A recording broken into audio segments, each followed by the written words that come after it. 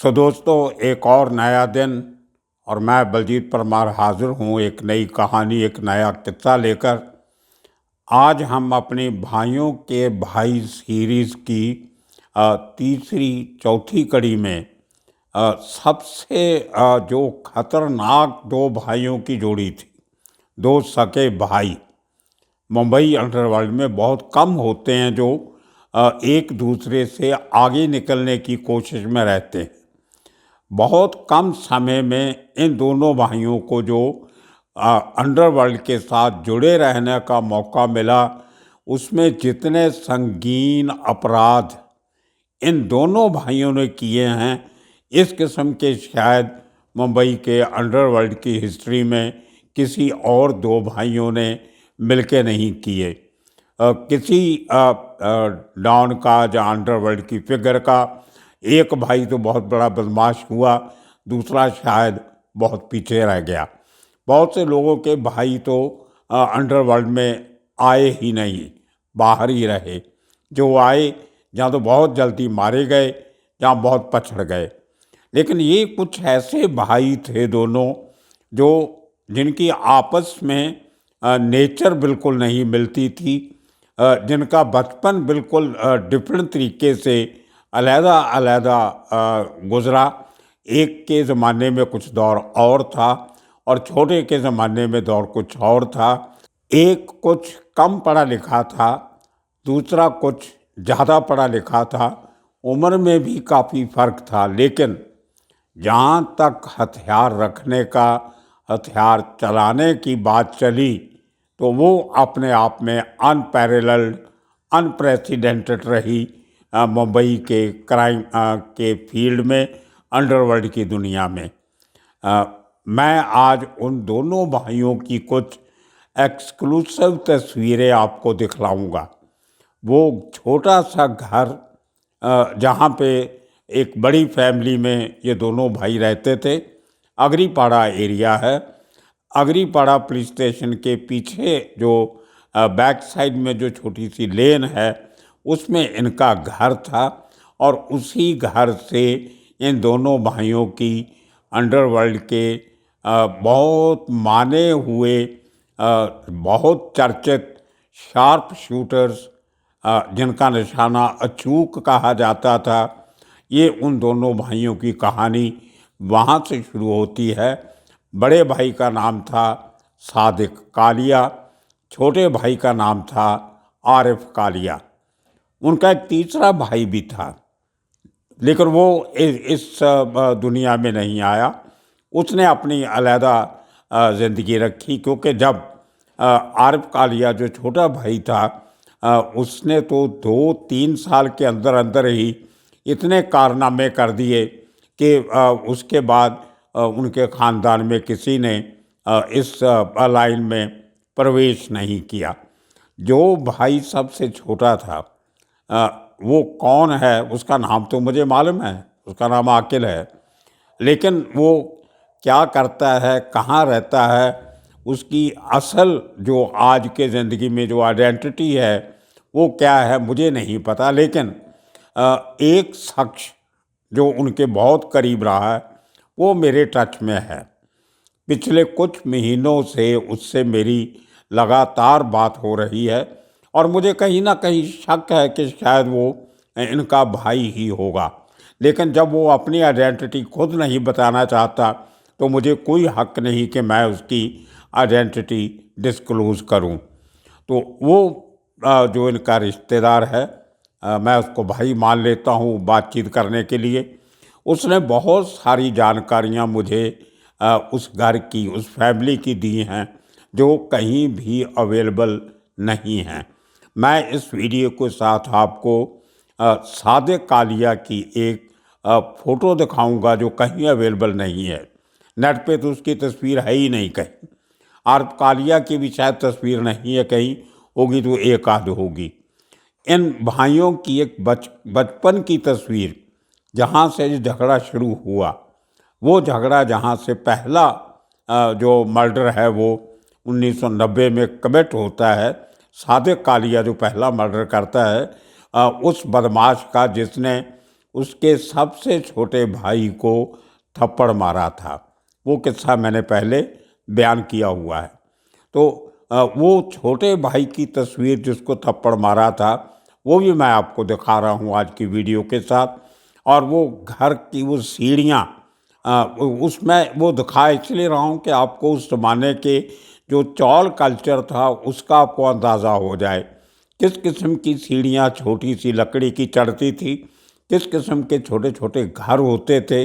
और वो घर जिसका दरवाज़ा आज बंद है, उस पर ताला लगा हुआ है, वो घर जिसमें सादिक कालिया और आरिफ कालिया का जन्म होता है, वहाँ से बड़े होते हैं, वो बंद दरवाजे वाला घर भी मैं आपको आज दिखाऊंगा इस वीडियो के साथ।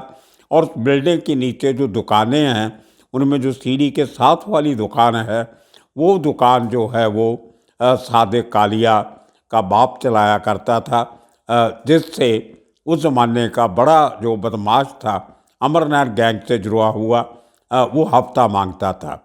उस हफ्ते को लेके जो झगड़ा हुआ था उसकी वजह से सादिक कालिया ने उस माने हुए बदमाश को मार दिया था सबके सामने, शरेआम रोड के ऊपर। और उस शख्स का नाम था सदा सावंत या सदिया मामा। सदा सावंत एक तरीके से अमर नायक का बॉडीगार्ड गिना जाता था।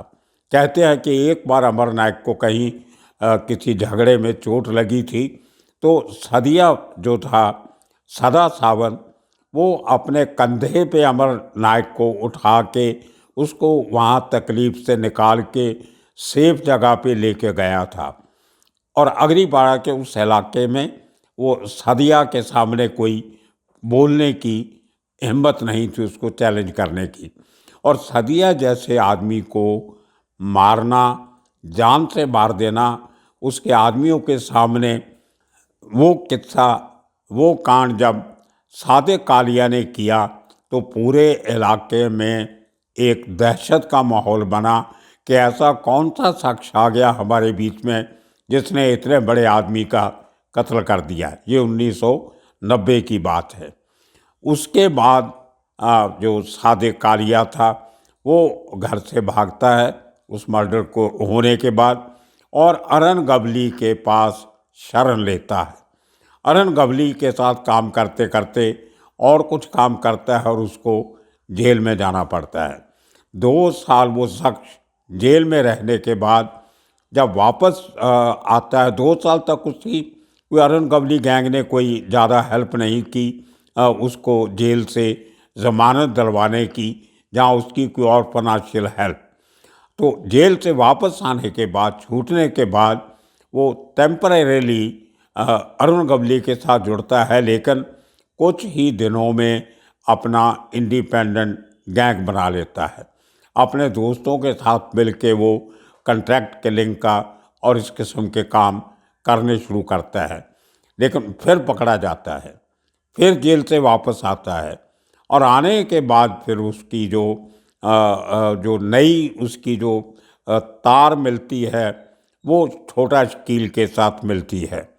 तो छोटा शकील उसकी वफादारी का इम्तिहान लेने के लिए उसको एक काम बोलता है, और वो काम ऐसा था जो आम आदमी सोचे तो नहीं कर सकता।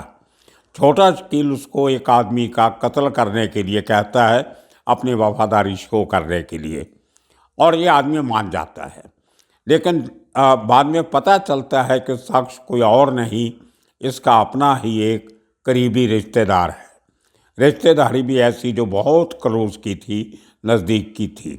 सादिक कालिया, आरिफ कालिया की एक बहन, उसका जो हस्बैंड था, उस हस्बैंड का बड़ा भाई, वो की कोई छोटा शकील के साथ कोई दुश्मनी थी, और छोटा शकील साजिद कालिया को उसको उस रिश्तेदार को मारने की हिदायत देता है कि अगर आप उसको मार सकते हो तो मेरे ग्रुप में शामिल हो सकते हो। तो सादिक कालिया ने उस शख्स को जो उसकी बहन का जेठ लगता था, जिसको हम कह देते हैं ब्रदर लॉ था, उसका कत्ल करता है। और उसके बाद वो छोटा शकील गैंग में काफ़ी करीब आता है उनके, और बहुत बड़े बड़े काम उसके बाद सादिक कालिया ने किए, जिसमें काफ़ी सारे लोगों को जो कंट्रैक्ट किलिंग जिनका ठेका डी कंपनी को, छोटा शकील को मिलता था, वो काम उनके लिए सादिक कालिया ने करने शुरू किए। अब आप ये देखिए कि वो शख्स जिसने इतने बड़े बड़े कारनामे किए हों, जिनमें सबसे बड़ा उस ज़माने का सेंसेशनल केस था गुलशन कुमार मर्डर केस। गुलशन कुमार को मारने में सादिक कालिया मेन शूटर था। उसके बाद फिल्म प्रोड्यूसर मुकेश दुग्गल को उसके ऑफिस में जाके मारने का काम सादिक कालिया ने किया।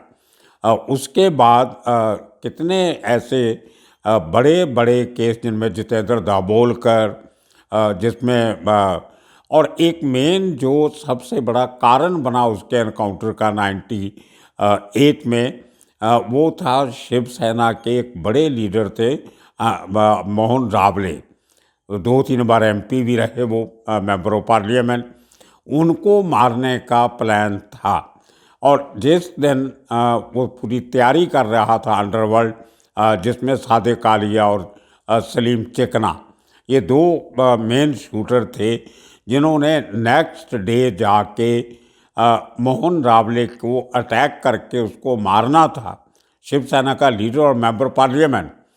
उसके एक दिन पहले जो प्रदीप शर्मा काउंटर स्पेशलिस्ट और दया नायक की टीम सलीम चिकना को अरेस्ट करती है, और उसके थ्रू बड़े तरीके से सादिक कालिया को दादर फूल मार्केट में बुला के वहाँ पे उसका एनकाउंटर किया जाता है। तो एक तरीके से जब तक तो वो एक दूसरे को मार रहे थे, गैंगस्टर को मार रहा है, तो कोई इतना सीरियसली नहीं लिया गया। लेकिन जब एक बड़े लीडर को मारने की बात पुलिस के कानों पहुंचती है, तो बहुत बड़ा जाल बिछा के इनको पकड़ के इनका एनकाउंटर किया जाता है। खैर 98 दिसंबर में ये एनकाउंटर होता है। सादिक कालिया का पूरा किस्सा मैं एक डिफरेंट एपिसोड में आपको सुना चुका हूँ पहले, आप उसमें देख सकते हो।